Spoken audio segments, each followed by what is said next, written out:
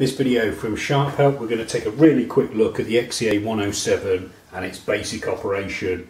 I'm going to stick to the absolute basics. If you're interested in void modes, correcting errors, programming the machine, funny little operations you can do, I'll put all the operation videos into a playlist which will appear at the end of this video.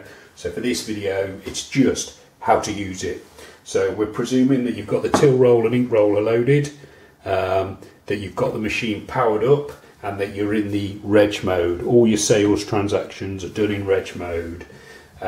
It's good if you've got 0.00 on the display. That means the till's ready for you to input a sale.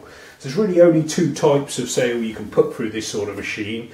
One is a preset price sale, and one is an open price sale. So on the machine you have a bank of number buttons here which you use to type in the prices, and then you have department buttons, they're called here. So you've got 4, and with the shift you've actually got 8 separate sales department buttons.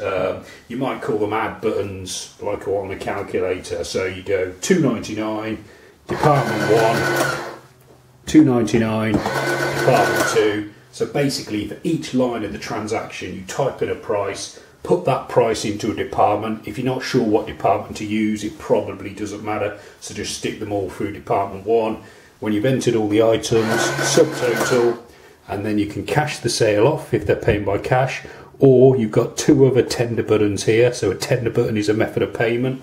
So if you're taking credit card payments, you want to put all the credit card buttons through, all the credit card payment transactions through one button. It doesn't really matter which button you use, as long as you and your staff know all the credit card payments are going under CH.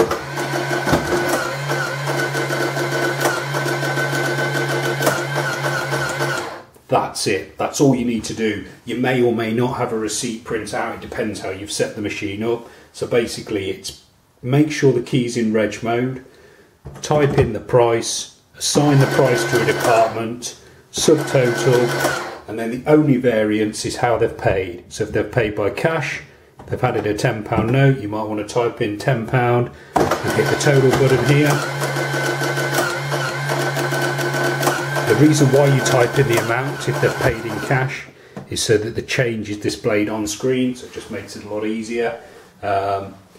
And then if you want to, once the transaction's done, you can press CL to get the screen back to 0.00. But that is it. That's all you do, unless your buttons are pre-programmed with prices, and in which case you'll be familiar with how to do that.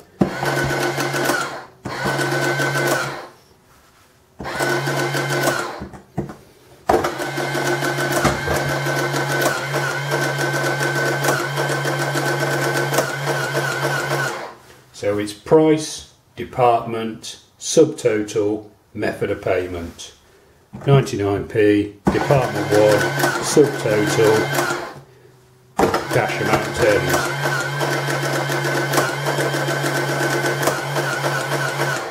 So there'll be a playlist appearing on screen now showing you other things, so how to put through a void, how to do a refund, how to offer a discount on a transaction. So you can check those out if you want more details on the machine. There'll also be videos showing you how to do the end of day reports, so you're welcome to watch all those. You can also subscribe to this YouTube channel or visit sharphelp.co.uk for more. Thanks for watching.